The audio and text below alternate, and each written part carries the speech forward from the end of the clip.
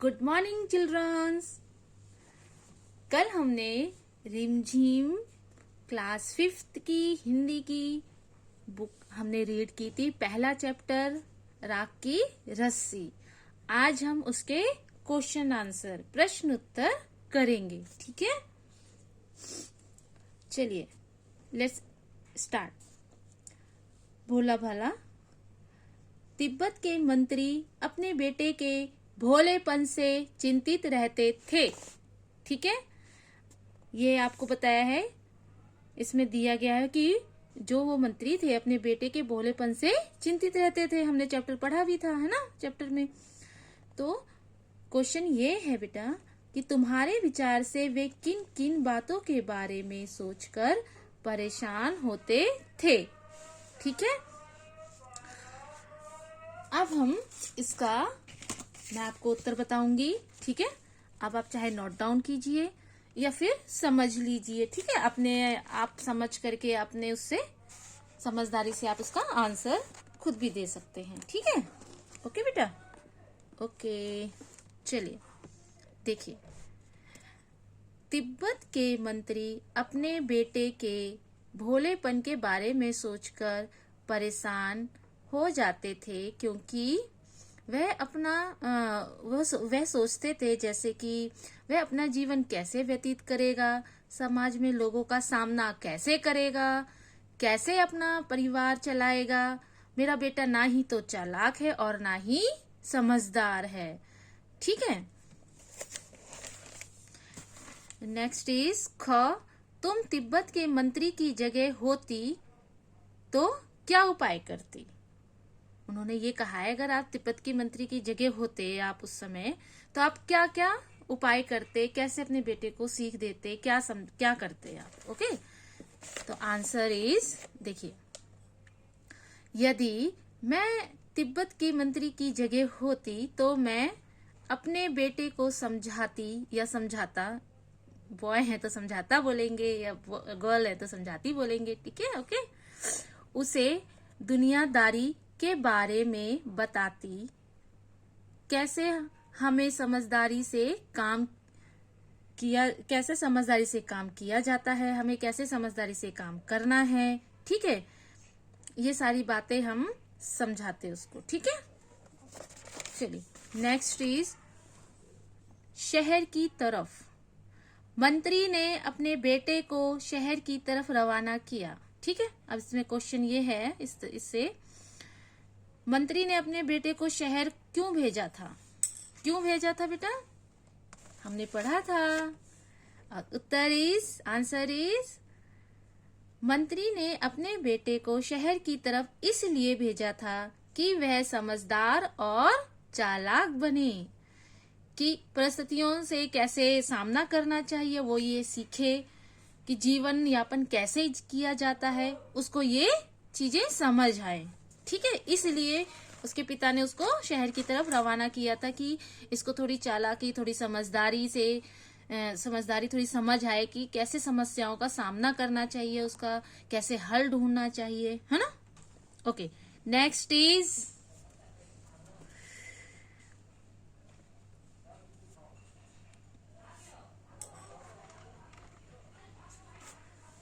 तुम्हारे घर। उसने अपने बेटे को भेड़ों के साथ शहर में ही क्यों भेजा। नेक्स्ट है, उसने अपने बेटे को भेड़ों के साथ शहर में ही क्यों भेजा। क्यों भेजा था बेटा, देखिए इधर उत्तर है, उसने अपने बेटे को भेड़ों के साथ शहर इसलिए भेजा ताकि वह स्वयं ही इस समस्या का समाधान कर सके, स्वयं को कार्यों को समझदारी से करने में सक्षम बन सके। ओके, ठीक है। बेटा अब तो सारे आंसर क्वेश्चंस इसमें देखिए, ये अपने आप ही करने वाले हैं, इनको अपनी तरफ से ही इनको पढ़िए। तुम्हारे घर के बड़े लोग पहले कहाँ रहते थे।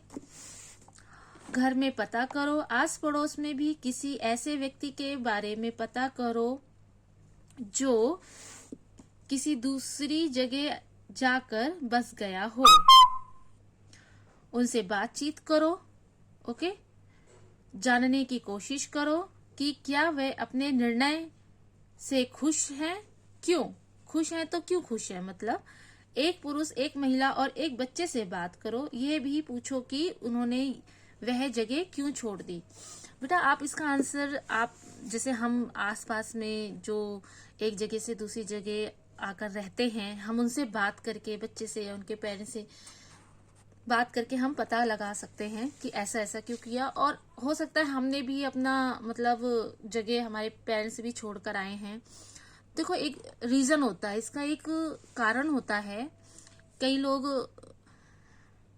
मतलब अगर आप किसी पुरुष से बात करेंगे तो वो बताएंगे कि मेरा ट्रांसफर हो गया, मेरी नौकरी वहां छूट गई, या मेरी नौकरी वहां से यहाँ ट्रांसफर हो गई, स्थानांतरण हो गया यहाँ पर, तो इस वजह से मुझे वो अपनी जगह छोड़कर इधर आना पड़ा, दूसरी जगह मुझे शिफ्ट होना पड़ा। ठीक है, एक तो ये रीजन हो सकता है, एक तो ये कारण हो सकता है।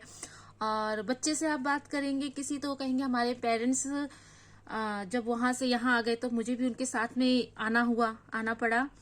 और किसी महिला से बात करेंगे तब भी यही होगा कि वो बताएगी कि मेरे पति की नौकरी यहाँ से वहां ट्रांसफर हो गई, या फिर यहाँ से वहां चले गए, या फिर मेरे पति की नौकरी यहाँ छूट गई तो हम इस जगह पर आकर रहने लगे। कई रीजंस, कई कारण हो सकते हैं बेटा ऐसे, इसी तरह से। ठीक है, जब हम बात करेंगे, हर किसी व्यक्ति की अपनी अपनी समस्या, अपनी अपनी परेशानी होती है। ओके, तो ये बात करके पता चलेगा। नाउ नेक्स्ट इज, चलिए अब दूसरा देखते हैं। जौ एक तरह का अनाज है जिसे कई तरह से इस्तेमाल किया जाता है। इसकी रोटी बनाई जाती है, ठीक है, सत्तू बनाया जाता है, सूखा भूनकर भी खाया जाता है। अपने घर में और स्कूल में बातचीत करके कुछ और अनाजों के नाम का पता करें, उनका नाम लिखें। ठीक है, जैसे इधर यहाँ दिया हुआ है गेहूं, जौ, अब आप लिख सकते हैं यहाँ मक्का, ठीक है, चना, बाजरा,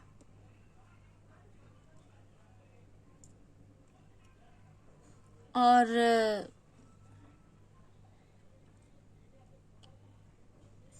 धान। आप बहुत सारे ऐसे कई अनाज हैं बेटा, ऐसे लिख सकते हैं। ठीक है, बहुत सारे आप अपने पेरेंट्स से, अपने मम्मी पापा से पूछेंगे तो बहुत सारे अनाज है, आप सर्च करेंगे, ढूंढेंगे, आप खुद अपने आप से फाइंड कीजिए कि कौन कौन से अनाज होते हैं। ओके, चलिए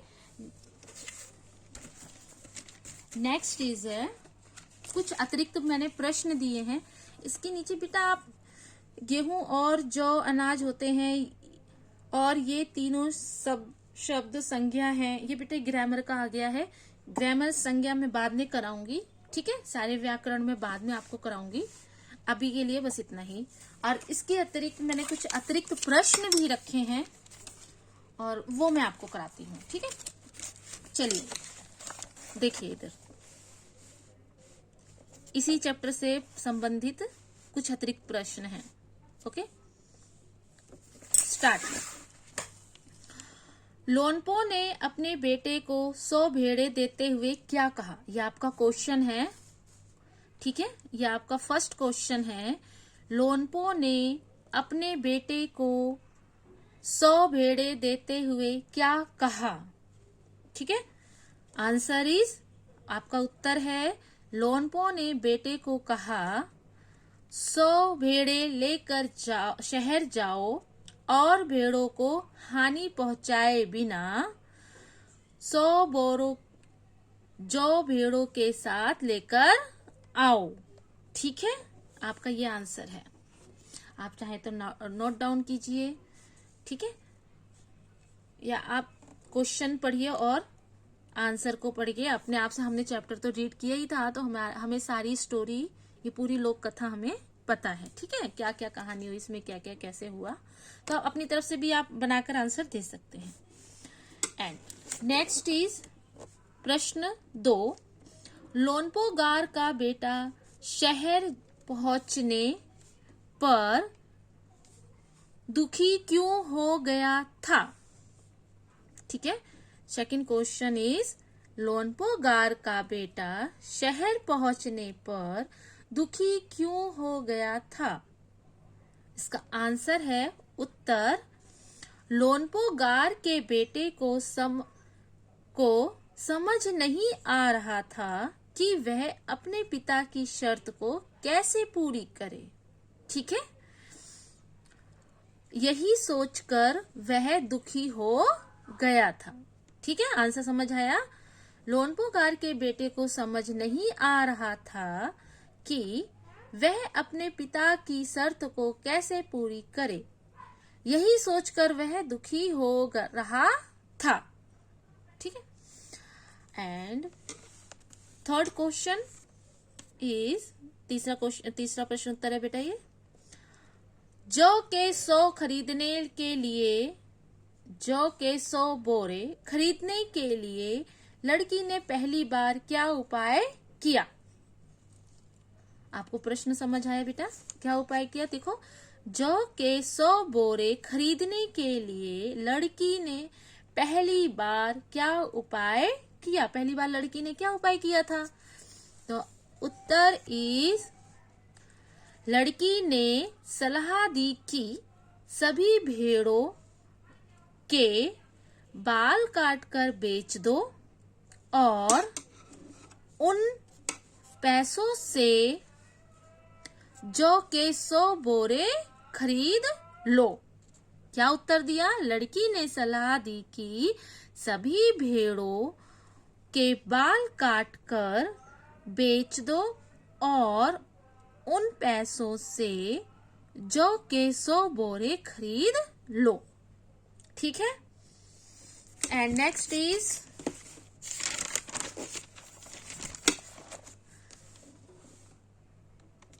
देखिए,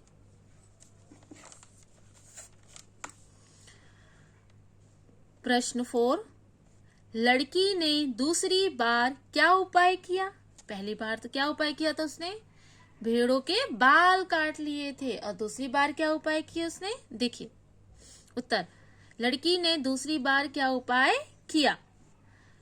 उत्तर, लड़की ने दूसरी बार जौ के बोरों के खरीदने के लिए भेड़ों की सींग काटकर बेचने की सलाह दी। ओके, उनकी पहली बार में बाल काट दिए, दूसरी बार में भेड़ों के सींग काट दिए। ठीक है। एंड नेक्स्ट प्रश्न इज 5। ठीक है, प्रश्न 5, लोनपोगार ने उस लड़की से क्या चीज बनाकर देने के लिए कहा और उस लड़की ने क्या शर्त रखी? लोनपोगार ने उस लड़की से क्या चीज बनाकर देने के लिए कहा और उस लड़की ने क्या शर्त रखी? ठीक है। अब उत्तर है बेटा आपका, लोनपोगार ने लड़की के समक्ष 9 हाथ लंबी राख की रस्सी बनाने की शर्त रखी। लोनपोगार ने क्या शर्त रखी थी कि लड़की से बोलो कि 9 हाथ लंबी राख की रस्सी बनाए। ठीक है, ये शर्त रखी थी उन्होंने। अब लड़की ने एक्सेप्ट किया, उसको स्वीकार करते हुए कहा, लड़की ने लोनपोगार से उस राख की रस्सी को पहनने की शर्त रखी। उन्होंने क्या शर्त रखी लड़की ने? उन्होंने कहा ठीक है, मैं आपका प्रस्ताव में स्वीकार करती हूँ, लेकिन मेरी भी एक शर्त है कि मैं जो राख की रस्सी बनाऊंगी वो आप उसको पहनना पड़ेगा। ठीक है, ये उस लड़की ने शर्त रखी थी। ठीक है। एंड नेक्स्ट क्वेश्चन इज प्रश्न 6, लड़की ने राख की रस्सी कैसे बनाई? लड़की ने राख की रस्सी कैसे बनाई? ओके, उत्तर है इसका, ध्यान से सुनिए बेटा। पत्थर के एक सिल पर लड़की ने 9 हाथ लंबी रस्सी रखकर जला दिया। ओके, कैसे उसने राख की रस्सी बनाई? कि पत्थर के एक सिल पर, पत्थर का एक सिल होता है, एक बड़ा लंबा सा, लड़की ने उसे लिया और उस पत्थर के ऊपर 9 हाथ लंबी रस्सी रखकर उसको जला दिया। ठीक है, तो बन गई राख की रस्सी, है ना। एंड प्रश्न 7, लोनपोगार रस्सी देखकर चकित क्यों हो गया और उसने क्या किया? इसका उत्तर है बेटा, लोनपोगार लड़की की बुद्धिमानी देखकर चकित हो गया। क्या हो गया? लोनपोगार ने लड़की की बुद्धिमानी देखकर, उसकी समझदारी देखकर क्या रह गया? दंग रह गया, चकित हो गया। और उसने अपने बेटे की शादी उस विदुषी से करा दिया। मतलब उसने उसकी शादी अपने बेटे से करा दी। ठीक है। एंड नेक्स्ट इज क्वेश्चन, देखो प्रश्न 8, किसने किससे कहा? ठीक है, किसने किससे कहा? अब फर्स्ट मुझे बताएंगे, इसमें इतना दुखी होने की कोई बात नहीं है, मैं इसका हल निकाल देती हूँ। ये लाइन किसने कहा? लड़की ने सड़क पर बैठे हुए लोनपोगार के किसने कहा? लड़की ने कहा। फिर से क्या क्वेश्चन है? किससे कहा? किससे कहा बेटा? तो लोनपोगार के बेटे से कहा, यानी कि उस लड़के से कहा। लड़की ने लड़के से कहा। ठीक है। एंड नेक्स्ट इज सेकंड, देखिए, अब तो बिना जौ के 100 बोरों के मेरे पिता मुझे घर में नहीं घुसने देंगे। किसने कहा और किससे कहा? तो लड़के ने लड़की से कहा। ठीक है, लड़के ने कहा कि अब मुझे 100 बोरों के साथ, बिना 100 बोरों के साथ मेरे पिता मुझे घुसने नहीं देंगे। तो लड़के ने कहा, किससे बताया उसने ये सारी बातें? लड़की से कहा। ठीक है, लड़के ने लड़की से कहा।